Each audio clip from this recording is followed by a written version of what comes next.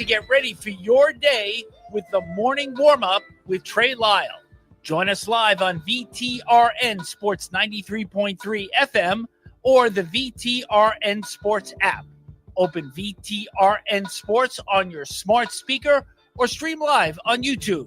Time to get ready for your day with the morning warm-up with Trey Lyle and Ty Tracy.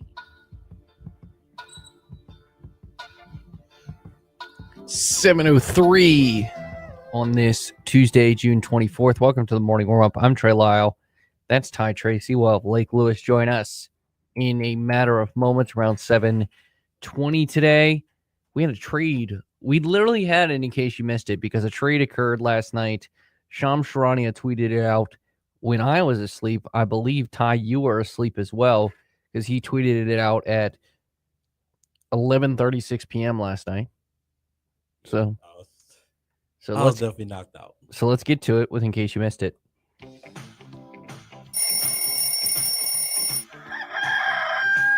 Keeping up with sports 24/7 takes some serious effort, especially when you're sleeping.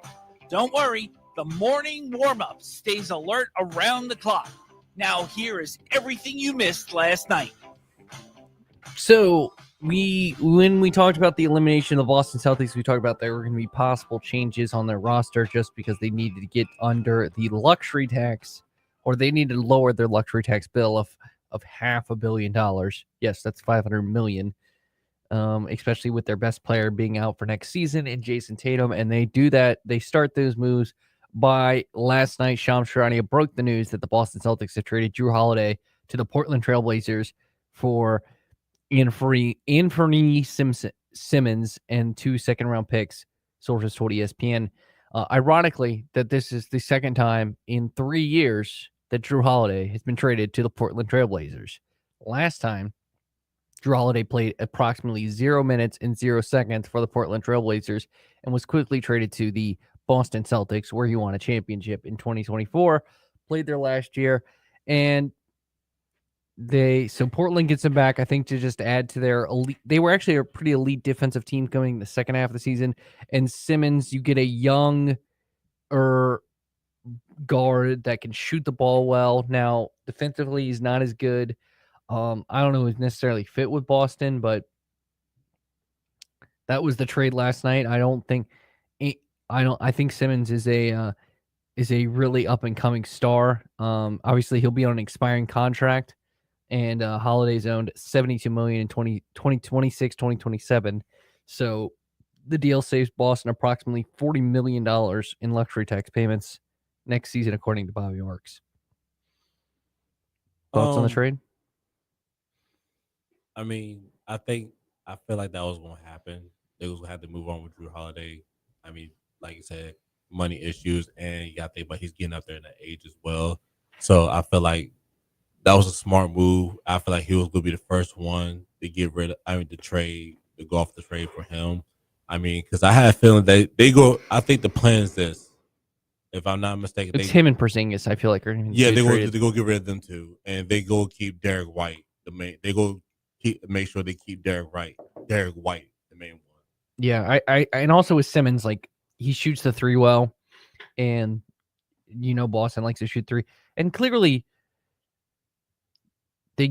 I feel like they're going to have to replace Tatum's offense more than Tatum's defense. And not saying Tatum's not a great defensive player. He can guard all 5 positions. It just felt like offensively they would be stagnant because they all they would have is Jaylen Brown and like Pritchard coming off the bench. Now you can keep Pritchard as your 6th man, start Simmons, and maybe start Sam Howell. I think the Celtics are going to be solid next year. Yeah. I don't think they're going to be the best team in the East without Jason Tatum, but I feel like next year is going to be Derek White's big year because you got to think about it. He's already had it. You could say 2024 was a big year. He won the title. He won both a championship and was a key part of that Olympic team. I mean, a great defender, really, premier defender overall. And score when he gets the opportunity to score. That's feel like, especially when Tatum went down, he showed up. He stepped up to the plate and everything, even when Jaylen Brown was hurt and was not playing 100%. So I feel like next year coming up is going to be a big year for him to show his offensive set. Yeah, absolutely. Indeed, we'll see how that trade plays out. Another news, Shams. Speaking of Shams, he did confirm that Tyrese Halliburton had torn his ACL and has already had surgery on it. Halliburton released a lengthy statement on X yesterday, saying he apologized to the fan base in Indianapolis. He mentioned how he would do it all over again. He talked about the frustration. Um, he he he did say how people telling him come back stronger said he said I can't say what he said, but he said this blank sucks. Um and you got to feel for the guy who, I mean, again, was on one when he just feel started like, that game. And I just feel like the worst part about it is, and sorry to interrupt, Ty, no, you're fine. is not that I think the Pacers would have won Game 7. Is that I felt like we were robbed of a great Game 7. I was about to say we got robbed, and it was like, And you feel for Halliburton. I mean, he was yeah, probably it was the like, player of the playoffs. yeah, and it was like 2019 with KD when he scored like 11 points in 13 minutes, and next thing you know his Achilles happened when they was playing against Toronto in the finals. So I feel like we got robbed definitely a couple nights ago of a Game 7, and we don't know what would happen, like who will won that game. That's why I feel like that game would probably be one of the best Game 7 one of the top Game 7 games. Yeah, I think so too. Other headlines from yesterday: 3-star offensive tackle Tyrell Simpson flipped his commitment from Rutgers to Virginia Tech. The 6'7", 310-pound tackle. Now, that's a big boy. If you're 6'7", 310 in high school, holy crap, that's a big boy. That's a big boy, Ty. From Leland, North Carolina, originally pledged to Rutgers on May 31st. Matt Moore gets another big commitment. Am I wrong there? Like, football, but I will admit, like the X's and O's of playing football better than me because you actually played football at a highly competitive level, and I'm a very unathletic white guy. Oh my! I am. I mean, that's a fact. But I feel like that's a you could take that, and if you're a good offensive line coach, kind of like the Jordan Mailata thing, Yeah, you could probably turn this guy into at least a decent offensive lineman just based on the fact that, again, he is 6'7", 310 in high school, which he probably won't be 310 once he gets to college. Like, they'll slim him down, but as a tackle, but I don't know. I think it depends.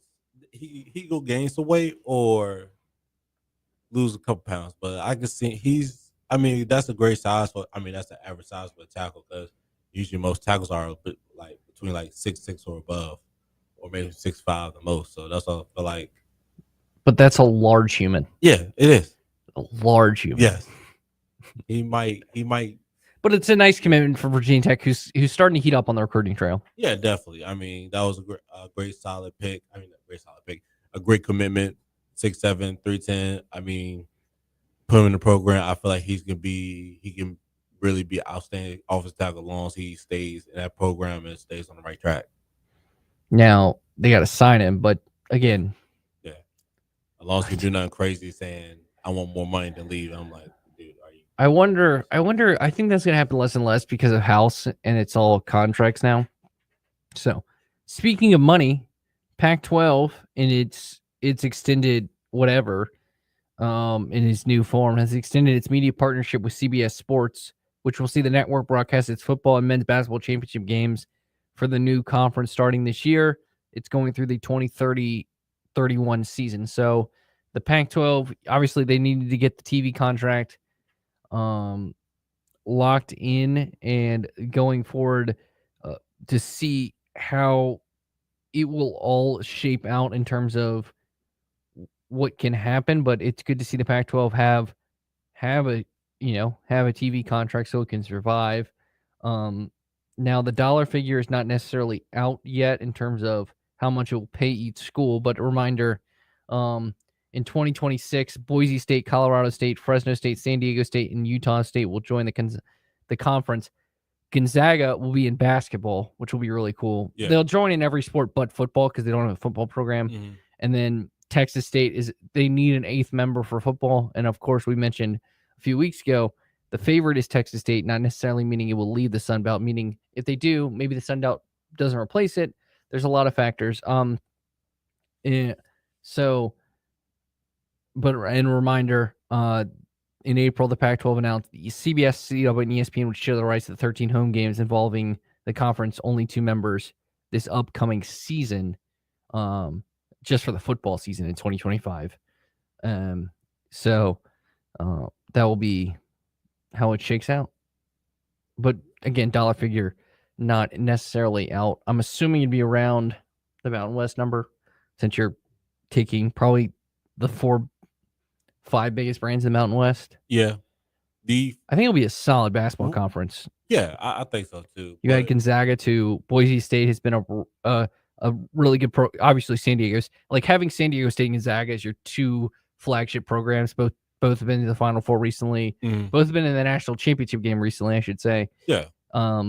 Is probably a good start for them. Oh yeah, definitely. I mean, I like how things is going for the Pac-12, even though they've been on a midnight crisis ever since. It appears they've recovered well enough. We'll see. So We'll see. I like where it's going so far. So I can't complain about it. And in other news, baseball scores from last night: Reds defeat the Yankees 6-1. Ellie De La Cruz had a really nice game. He only missed the cycle by not getting a double in that one. Orioles defeat the Rangers 6-0. Braves over the Mets 3-2. Diamondbacks over the White Sox 10-0. Pirates over the Brewers 5-4. Mariners over the Twins 11-2. Cardinals over the Cubs 8-2. Angels defeat the Red Sox 9-5. And the Nationals defeat the Padres 10-6, as they had a really nice win for the Nats last night in baseball. But Ty, I've saved this to the very end. The most important headline from yesterday. So College Football 26 announced select mascots are going to be in the game. Oh, really? Yes. Oh, I'm not going to list all the schools. This name at least 3. Okay, I'll get you the full list. Here's the full list. I was going to get you. I have the surprise at the end. Utah, Iowa, Arkansas, Duke, Kansas, Kansas State, Mississippi, Boise State, Boston College, Louisville, Pitt, SMU, Army and Navy, NC State, Ohio, ECU, South Florida, Northwestern, Washington State, Oregon State, Rutgers, Kentucky, Missouri, Air Force, Arizona, Baylor, Cincinnati, Iowa State, Texas Tech, Akron, Bowling Green, Wyoming, Colorado State, Coastal Carolina. So none locally. But Ty, I've saved the best for last. Most importantly, you could argue most important feature added to the game. Yeah. The mascot that will be in this game. The Pop-Tarts Bowl mascot. Really? Yes.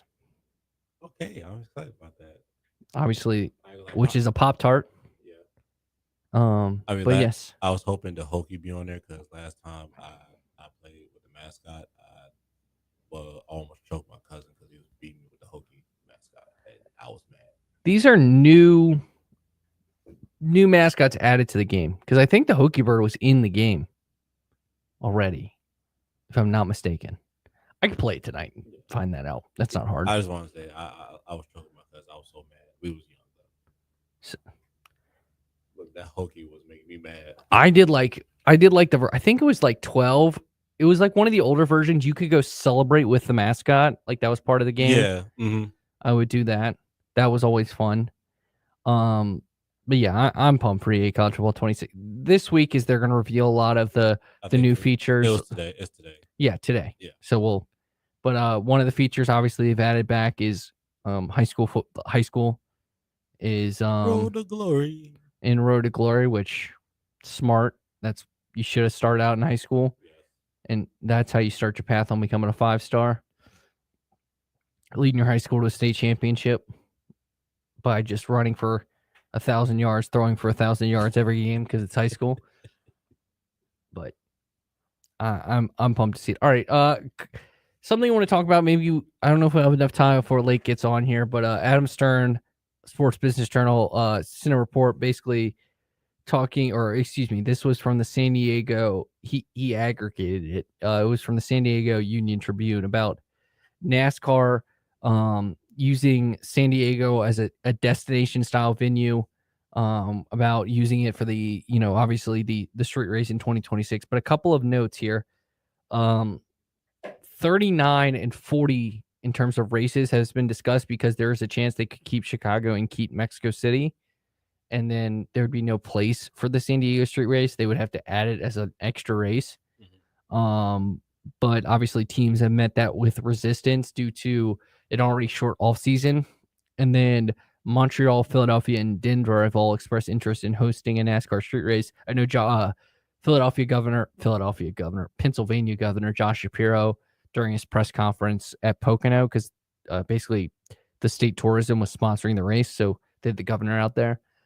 He stated that, yeah, they would like to have a race in Philadelphia, but they do not want to discredit Pocono.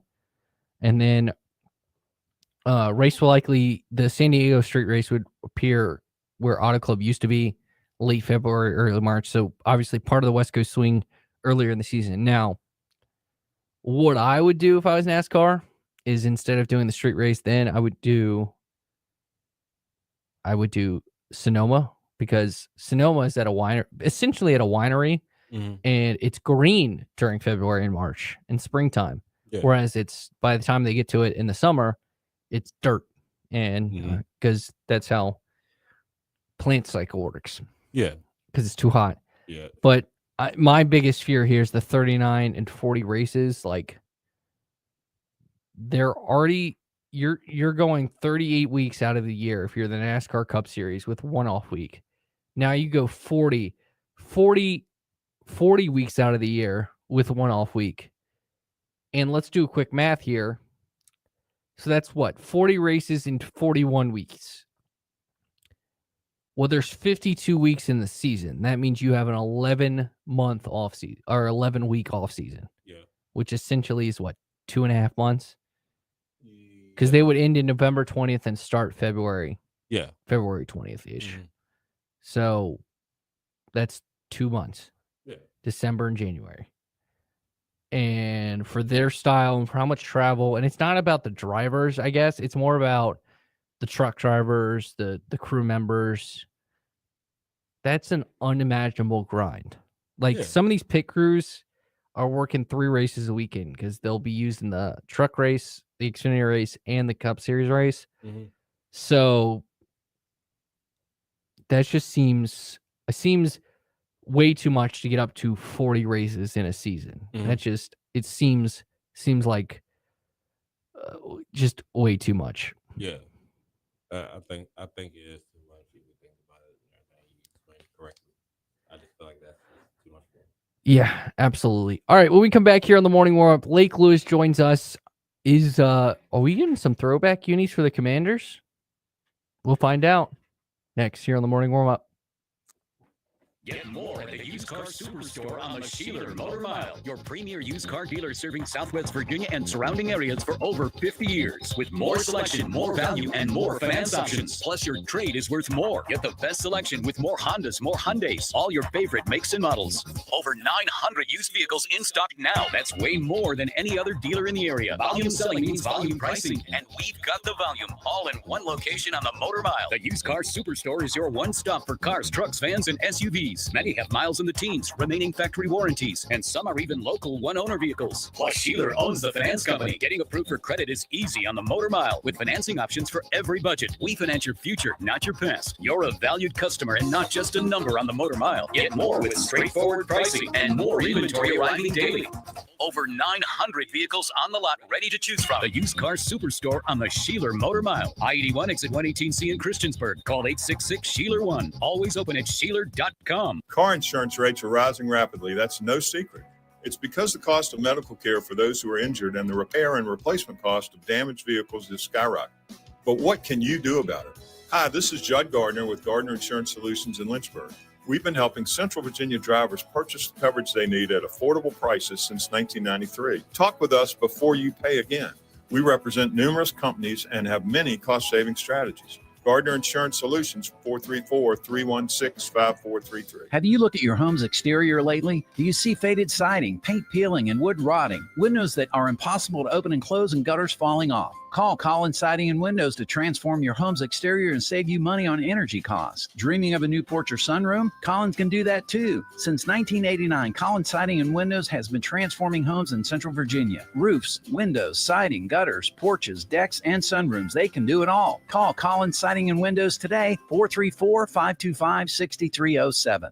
Big Boys Guns can thankfully say we serve Central and Southwest Virginia as we've done for over a decade. We've learned some people know exactly what they want, while some prefer a helping hand. That's why our staff won't judge your knowledge. We're just excited to greet you and help you in finding that perfect firearm or accessory, because everyone is at a different stage of responsible gun ownership. Our advice is free, and we even have concealed carry classes. When you're ready for responsible gun ownership, come see us. Big Boys Guns on Route 460 in Blue Ridge. Experience, reputation, growth. These are what make Brownstone Properties the area's most trusted property management company. With the recent addition of 15 new communities at Smith Mountain Lake, we have expanded our HOA portfolio to over 80 communities across the region. Combine these with over 2,500 residential units, and it's easy to see why our reputation and business continue to grow. Let our experience work for you. Visit us today at brownstoneproperties.com or 3720 Old Forest Road in Lynchburg. As a mom, I want to enjoy my time with my family and not energy-draining, time-consuming projects. That's why I trust Executive Maintenance. When I need a handyman, I call Executive Maintenance. When I need lawn care and landscaping, I call Executive Maintenance. And when I have a big project like gutter cleaning and pressure washing, I call Executive Maintenance. Guard your family time. Trust Executive Maintenance for all your house jobs. Visit executivemaintenancelynchburg.com and call them today so you can spend time enjoying your family as I do. Few things are more majestic than nature as long as it's outside your house. Unfortunately, when wildlife gets inside your chimney, it leads to problems for your chimney and your house. Prevent this problem with Black Goose Chimney Service. They provide one-time solutions to ensure the wildlife stays outside your home. And if you've had wildlife inside your house, Black Goose Chimney Service can deal with the aftermath and make sure they don't. Call Black Chimney Service. Visit them at blackgoose.net. Do you know what a cold climate heat pump is? They're a new generation of heat pumps from Trey Mosley that provide substantially more heat than traditional heat pumps, even when it's 5 degrees outside. This means your electrical auxiliary heat runs less, saving you big time on your electric bill. And with the recent spikes in electric utility rates, that's crucial. Plus, these new heat pumps qualify you for a $2,000 federal tax credit. Contact Trey Mosley for more info on the new cold climate heat pumps. The 4th of July means food, family, fireworks, and baseball. Join the Lynchburg Hillcats as they face the Salem Red Sox July 1st through the 6th. The Freedom Celebration kicks off on Thursday with a patriotic jersey giveaway. Friday the 4th will feature our annual fireworks show, the largest in Lynchburg. Then on Saturday, we've got another giveaway with our patriotic hats. First pitch on Saturday and Sunday is scheduled for 2 p.m. Come celebrate America by getting your tickets today at lynchburg-hillcats.com. Feel and taste a donut that's so warm and fresh, it melts in your hands at Duck Donuts, River Ridge Mall in Lynchburg.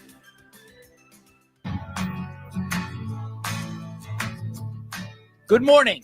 We are just getting your day started here on VTRN Sports with the morning warm-up.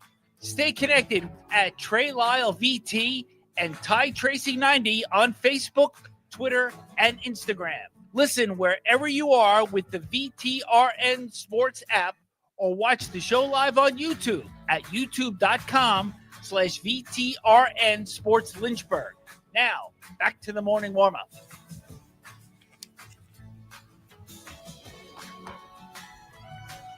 $7:27 on this Tuesday, June 24th, 2025. Lake Lewis joins us, NFL and Commanders insider at Lake Lewis Jr. on Twitter. Check out the Lake Lewis Jr. show, either on the Virginia Talk Radio Network. All you got to do is hit that programming tab, and it is right there. Good morning, Lake. Thanks so much for joining us. Dive right into this. So, you know, the Lakers sold for $10 billion. So if you're Josh Harris and you see that headline, do you think you, for spending what, $6 billion on the Commanders. Do you think he got a bargain at this point?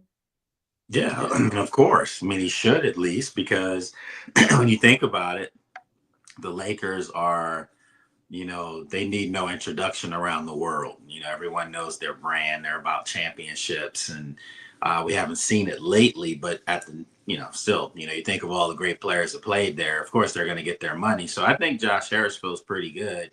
And keep in mind, the Lakers sold for this kind of money with a state-of-the-art facility. Washington plays in a non-state-of-the-art facility. So, if we have this question, maybe 5 years from now when a new arena or new field is built, new stadium is built, I think they're going to have a substantial increase in their value.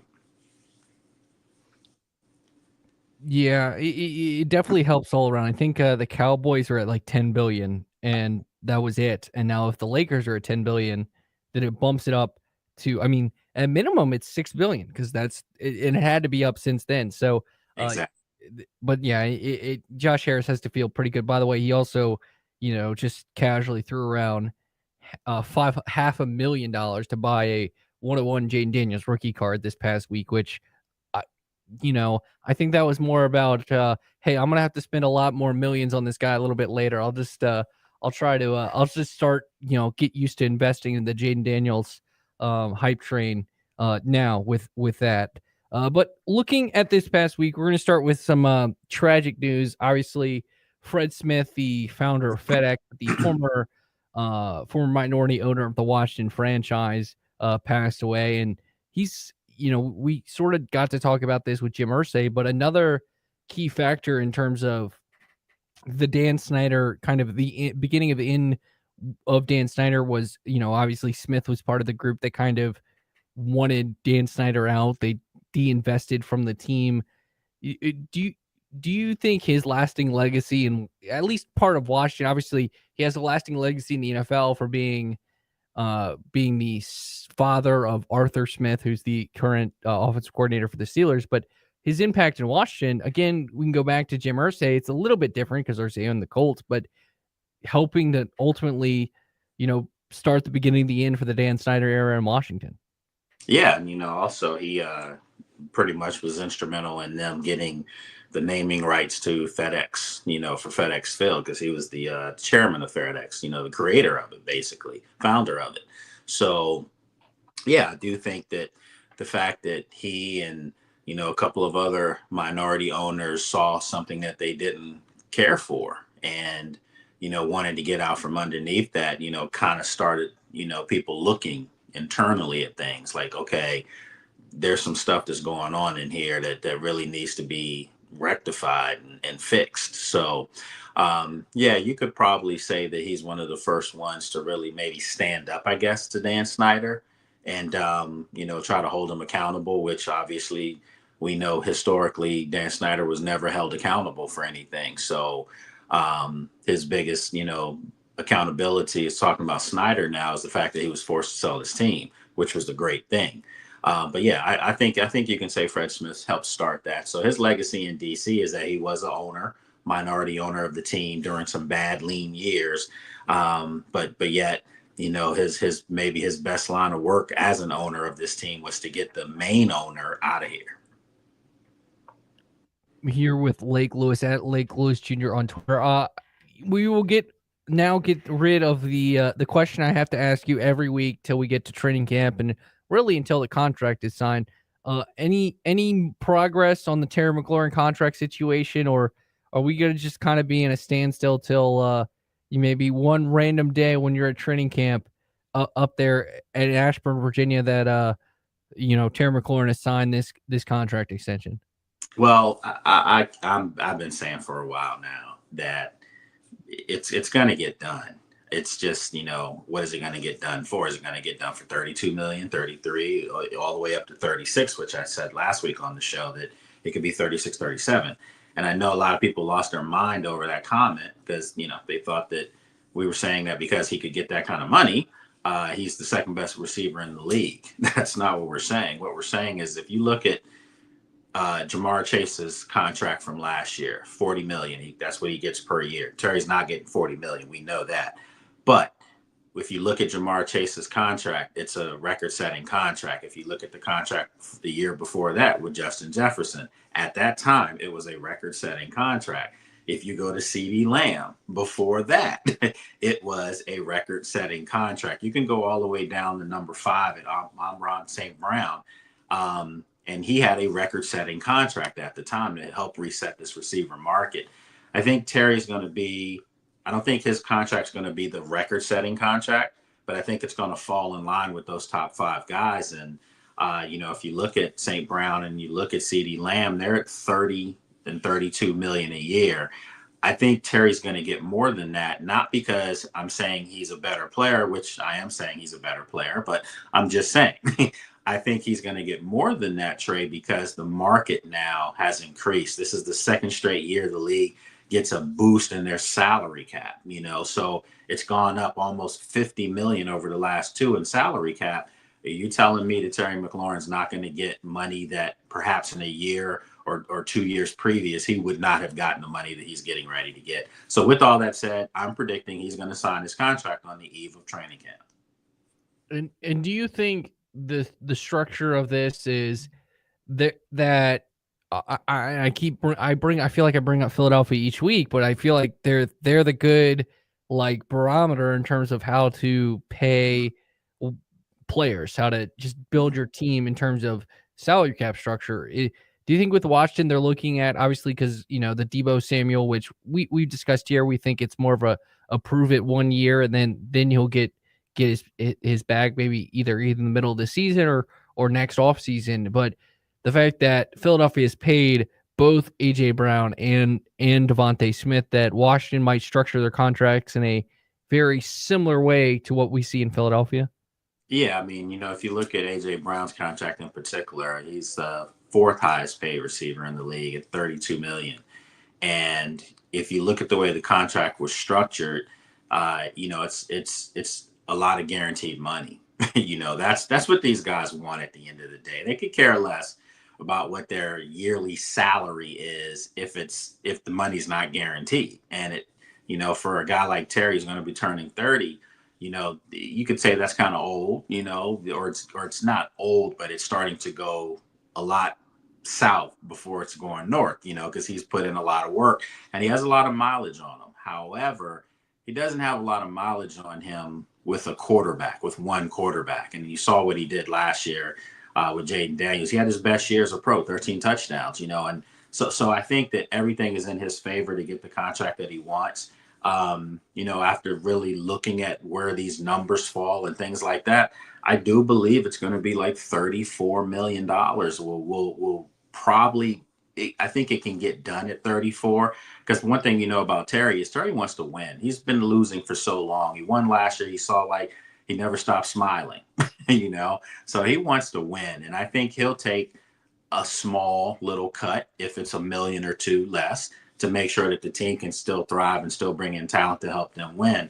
But to get back to your original question, I do think Philadelphia is the barometer, because Washington's got to look at them and think, okay, if Deebo plays well, which I think the team thinks that he will, and for all indications from what we saw in minicamp and OTAs, he looked really good.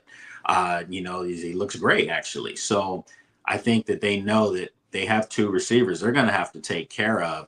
Do they want to go the Cincinnati Bengals route and take care of these guys with so much money that they can't take care of anybody else? Because remember what's coming up in a couple of years. So you have to be conscious of all those things. And I think that people need to not worry. It's going to get done. I think Adam Peters understands how important Terry McLaurin is to this town. So we'll see what happens.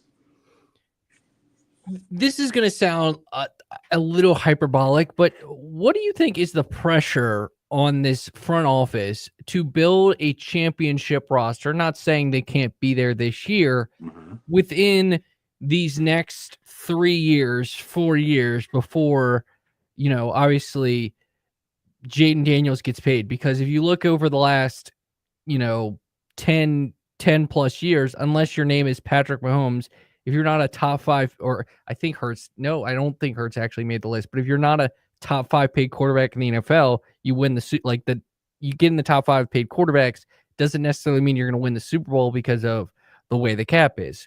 how important will it be in these next, 4 years before they have to pay Jaden Daniels, assuming he stays healthy in these next 4 years and he continues on the track he is, which appears to be really good. I mean, even if he takes like 2 or 3 steps back, it's already been proven he's still going to get paid, because look at other quarterbacks in the NFL at this point that have not even reached the heights that Jaden has at this point. But how important will it be to build the championship team over the short term, because the cap is so favorable when it comes to the quarterback position? It's extremely important, but I think that Washington has the most important position, most likely covered right now with Jaden. And, when you have a franchise caliber quarterback, an elite quarterback, you've pretty much kind of you've sped up the whole process. We saw that last year. They had a really good quarterback, and what did they do? They went to the NFC Championship game. That's not to take away from the coaching and the other players. We're just saying that the most important position in sports, a quarterback, if you have that covered, you can build a championship team without having to have elite players at every position. The Eagles, I think, have really tricked a lot of people. I mean, they've really done so well with their draft picks and their free agent signings, and they've just done something that really hadn't been done in a long time. And they're built for success. They're built for, to be sustained. This isn't going anywhere if you're an Eagles fan. So good for you. If you're Washington, you do look at the Eagles and you see how they did it. I think for Adam Peters, coming from New England, coming from Atlanta, coming from San Francisco, I think that those are all areas where he's learned how teams build and try to keep things going. And I think for Washington, that's going to be a good thing, because they took care of the first one right off the bat. They got their home run first pick was their quarterback, and now everything can fall into play. Now they're drafting offensive linemen.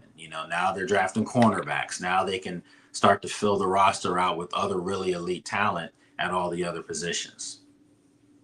And I was saying this earlier to myself, but I was thinking, do you feel like the front office, the Commanders front office might do like you see like the Eagles did years ago, the Rams, like surrounded like the rookie quarterback with veterans, elite veterans around him, and then later on pay him and stuff? I do know that Adam Peter wants to be young.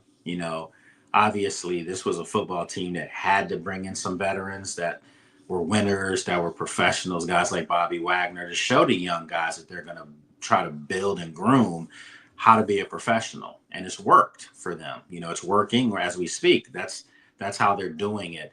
But I think ultimately, I don't think you're going to see Washington do a LA Rams move like they did recently, when they won the Super Bowl. They went out and just signed pretty much every veteran that was there. But you know what it did? It put them in cap hell for a couple of years. And I don't think Washington wants to do that. They still have a luxury of cap money. For everyone saying that that's why they should be able to sign Terry. Well, no, it's more than that. They still want to make sure until they kick that football off in September that they've built their roster the best way they can. And they want to wait and see who else is cut. You still have cuts that'll be coming up. You have cap casualties from training camp, things like that. There may still be another player or two. Perhaps there's a trade that's in the making. There's still some moves that can be made and still get Terry taken care of. But I think those moves have to be made before you get Terry taken care of. And I think everyone's aware of that. I even think Terry knows that as well. So no F them picks mentality, you don't think? No. Hey, he wants to say yeah, but he's like, nah, I can't do that. I'd rather do what the Rams did than what the Saints did, because they did kind of the similar thing, and at least the Rams say they won the Super Bowl, and then they're still good now. It could be worse. I think though that what the Rams did was, remember how they did it. What did they do? They went out and got Matt Stafford. They made the trade for him. They solidified the quarterback spot. I mean, you can do whatever you want, but if you don't have a quarterback, it doesn't matter. I don't care if you go out and get the best players at every position. If the ball can't, be delivered to them properly, it doesn't matter. And I think for Washington, because they finally have that quarterback now, it's going to make other people look at them as an attractive destination. I know people were like, oh, how's that working out? You guys were talking about everyone's going to want to play for Washington, and people have been calling, and they have. I know that for a fact. Just because you want to play for Washington doesn't mean Washington wants you to. So keep that in mind. But I do think that Washington is a destination. You don't see Deebo Samuels upset about being traded to Washington. You don't see Laramie Tunsil upset about being traded to Washington. They understand that they are closer to a Super Bowl than where they previously were. And I'm saying that even about the 49ers, who were a Super Bowl contender several times over the past, 5 seasons. But how many did they win? Very true. Very true. As we're here with at Lake Lewis Jr. on Twitter, Lake Lewis Jr. Show. You can check that out on the Virginia Talk Radio Network website. Hit the programming tab. So you talk about players and transactions and that sort of thing. I was going to say this for the last question because I always try to, for fun, I try to think of a first take question for Lake Lewis because, it's early in the morning. Keep him on his toes. But Kevin Durant, obviously, he's been in the headlines recently, and we're not going to talk about the trade to the Houston Rockets unless you really want to. But he openly, obviously a Commanders fan from the DMV. He said during Fanatics Fest that he said, I think Micah Parsons will be a Commander at some point. He'll say 2 years from now. And then Parsons talked about his love for Dan Quinn. If you had to put a percentage on Micah Parsons actually being a Washington Commander, is it between 0 and 0, or do you think there's like a 2% chance? I think it's a lot more than a 2% chance. Ooh. I think it's more like a 30% chance. If Micah Parsons were to ever leave the Cowboys, which I don't think he is, but if he were, I think Washington clearly would be the destination for him because I know he does have an affinity for Dan Quinn. Loved how he coached him, loved how he motivated him. And let's face it, Micah Parsons had his best years under Dan Quinn. So, and Micah Parsons isn't silly. He understands, what's brewing in Washington. I'll tell you this, and not to stir the pot or anything, but when we talk about destinations, you're telling me that if Jaden Daniels was the quarterback of the Dallas Cowboys, Micah Parsons would even be entertaining any conversations of another team? No, he wouldn't. So that tells you what people think of their quarterback in Dallas as opposed to the quarterback in Washington. I'll leave it at that. I would say maybe because he doesn't have the new contract yet, and Micah seems to be an open kind of book when it comes to his negotiation tactics, which you could be for or against. So, okay, let's keep the hypotheticals going here. All right, so would everyone be available other than Jaden Daniels for Micah Parsons? Are we going on this team? I think Washington has some core players that they feel fit their dynamic of the culture and the type of players they want on performing on the field. I think that would come down to draft picks. That's a draft pick trade. That's not a players trade. That's a draft pick trade. So no, Terry would not be traded to Dallas. There will be none of that. I just think that I don't think Micah Parsons is leaving Dallas at all. I think that kind of talk, especially about a division rival, just helps his wallet go up. He's a Nittany Lion. We're smart, man. We understand negotiations, and I think for him, he didn't say, I want to go play for Washington. That was Kevin Durant. He may have told Kevin Durant to say that. I don't know. But the point is, you don't think that got the attention of Jerry Jones and company? Of course it did. And I think they're going to break Micah Parsons off with a record contract for a defensive player, as they should. And if they don't, it could leave the door open. And if he does leave, I think Washington would be the ideal spot for him. You could only dream of a Frankie Louvu. Bobby Wagner probably wouldn't be here, after next year. Could be, we'll see. But you could only dream of that kind of trio at linebacker. That would be frightening. Lake Lewis Jr. at Lake Lewis Jr. on Twitter. Final question for you, Lake. Kevin Sheehan in DC, he does radio up there. was basically reporting that the Commanders could bring back uniforms with the resemblance of the old names, the old Redskin jerseys before the reband. We've seen over the last couple of years teams bring back classic jerseys. I think of the Kelly Greens. You think of, I don't think the Titans should do the Oilers jerseys, but they have Tampa Bay's, the creamsicles. Yeah. Do you suspect, or do you have maybe you without, do you have it on some authority that we could see, I don't know necessarily the old logo, but a sort of throwback jersey in the near future for Washington that sort of resembles kind of the old school look? Yeah, and I've actually said over a year ago that they're bringing the old uniform back. So it's not, to me, this isn't breaking anything, and that's not slighting, Kevin or anything. We might have the same people who we talk to, but at the end of the day, you can go back and check the tape. I said that they're going back to the old uniform. Hence what they, the Washington football team, they took the name Redskins off, and a lot of people felt like, why change anything? If that's the case, you just put Commanders on there now, keep the uniform. And I think most people want that historic look back. I've never been a fan of the new setup, the new uniforms. I do love the W, and I think that W is here to stay. I think that, but from what I was told last year during training camp, from someone that's in the know there, was that they were trying to see if there was a way they can incorporate the logo back. And I'm not sure if the logo back for all, just alternate uniforms, or if it's coming back to see how the league would be receptive to them having the logo back again. But I think it's safe to say now that the logo may be altered. Not the W. I'm talking about the face of the Indian. I think, what you could see on these throwback uniforms is a W with the feather on it. And they've been kind of pushing that around a little bit. I think that could be in play. Potentially a spear could be in play. But I do think that the look of that uniform is going to look like what most people are accustomed to. And I think everyone's going to be excited about it. There you have it. Yeah, I agree with you. I don't think they are the best looking jerseys in the NFL. I don't even like the black ones because they put, I am not a big fan of the W in the forehead instead of like on the side. I don't get that.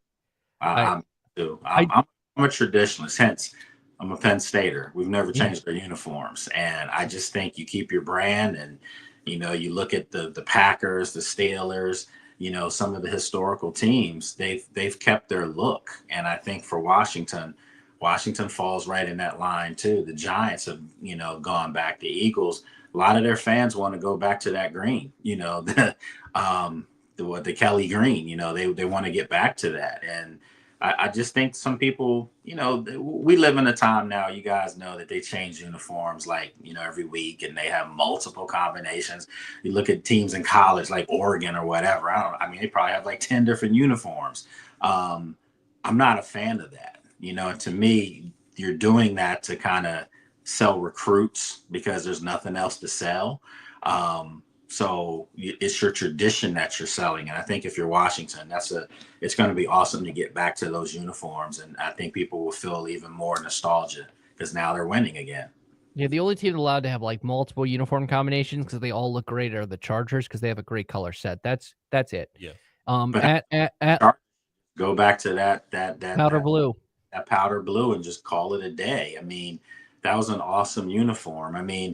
A lot of teams have altered their looks, and I'm just old school, man. I like the Falcons with the red jerseys. The old school red and gray. That's just me. That's just because I guess, when you get to be my age and you're starting to get up there, you start to realize that, so much has changed, and it's just, So yeah, you want to see, like even in basketball, I don't like seeing the Celtics in black. That's just not a look. At Lake Lewis Jr. on Twitter, NFL and Commanders Insider. Check out the Lake Lewis Jr. show wherever you get your podcast. Also on the Virginia Talk Radio Network website. Lake, thanks so much for joining us, and we'll talk to you next week. And before you know it, it'll be training camp, and we'll be in the grind of things. Yes, we will. I'm looking forward to it too. So appreciate you guys having me on again. When we come back, Ty quickly gets in the hot seat with today in sports history, and we'll wrap up the show next year on the Morning Warm Up. Mark Dalton here with the Terry Auto Group. If you don't love your car, then you're simply just driving the wrong one. At Terry Volkswagen, Terry Subaru, Terry Auto Outlet, and the Terry Clearance Center, we've got the perfect new or used car for you. We make your car buying experience easy. Need help with imperfect credit? No problem. Our team works hard to get you approved and back on the road. Because when you shop at Terry, you drive away happy. Visit us at any of our 4 locations or online at terryautogroup.com. Terry Auto Group. You'll love our cars. Register today for the Virginia Commonwealth Games this summer at Liberty University and around Lynchburg. Athletes of any age or skill level can participate. Choose from over 35 sports, including softball, track and field, basketball, and disc golf. Win a gold, silver, or bronze medal, and join us for the opening ceremonies and tailgate party festivities. Register today online at commonwealthgames.org. That's commonwealthgames.org. It's the Virginia Commonwealth Games, brought to you by Liberty University, the City of Lynchburg, ABC 13, and Delta Star. At Big Boys Guns, one thing we've learned over a decade serving Central and Southwest Virginia is that you value the freedom to choose. That's why you'll find the largest selection of firearms, silencers, reloading equipment, ammunition, and AR-15 parts, all under one roof. And if it's not in stock, the BigBoysGuns.com web store shops warehouses on a live feed, so you'll know exactly when your product is here. Come see us on Route 460 in Blue Ridge and BigBoysGuns.com. That's Big Boys with the Z, Guns.com. Car insurance rates are rising rapidly. That's no secret. It's because the cost of medical care for those who are injured and the repair and replacement cost of damaged vehicles is skyrocketing. But what can you do about it? Hi, this is Judd Gardner with Gardner Insurance Solutions in Lynchburg. We've been helping Central Virginia drivers purchase the coverage they need at affordable prices since 1993. Talk with us before you pay again. We represent numerous companies and have many cost-saving strategies. Gardner Insurance Solutions, 434-316-5433. Good morning. We are just getting your day started here on VTRN Sports with the morning warm-up. Stay connected with the show at Trey Lyle VT and Ty Tracy 90 on Facebook, Twitter, and Instagram.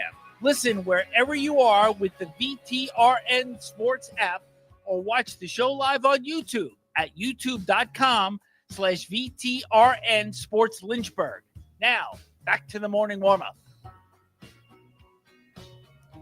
7:55 on this Tuesday, June 24th. Let's get right into it. Today in sports history. Tyrod waiting. Tyrod scrambling. Back at the 20. Fires end zone and is caught for the touchdown by Roberts. It's a miracle in Blacksburg. Tyrod did it, Mikey. Tyrod did it. It's time for Today in Sports History. Play action. Salter to throw back to the left, and it's caught in the end zone. Light him up. Touchdown, Liberty. Bentley Henshaw. From ruin to redemption, the Virginia Cavaliers are the 2019 NCAA National Champions. Let's hear what Ty really knows about what happened on this day in sports history. Two-parter in 1922. The National Football League officially became the title after the original name of the league renamed it to the NFL. So you have to give that name. Then the Staleys rebranded themselves to this team, and I'm not going to give you the city because that would give it away. All right, so the first part, it was the American Professional Football Association. That is correct. To the NFL. And then the Staleys got renamed to what? To my college advisor and professor's favorite team, Chicago Bears. Yes. Okay. Because if I gave you George Halas or I gave you Chicago, you would get it. Yeah. So, dang. Okay. I honestly thought one of those two would stump you. And that's why I made it a two-parter. I was trying to make it as hard as possible. But of course, that didn't work.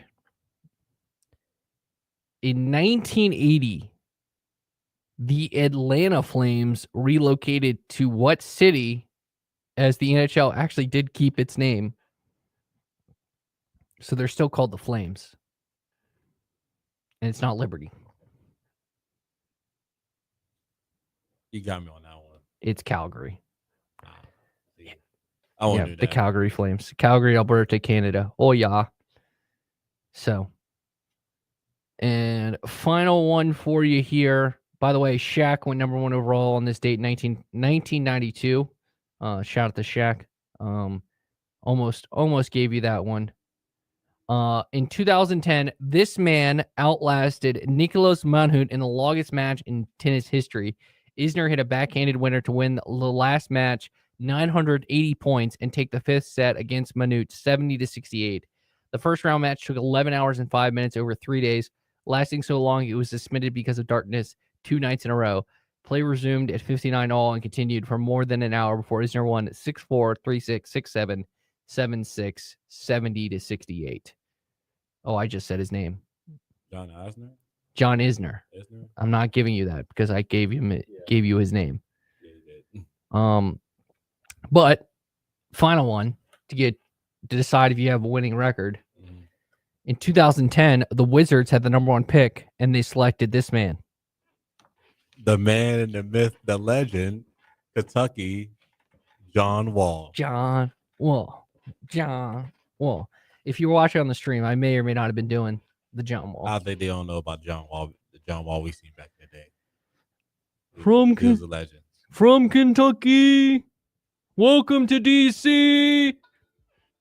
I mean, John Wall. All right.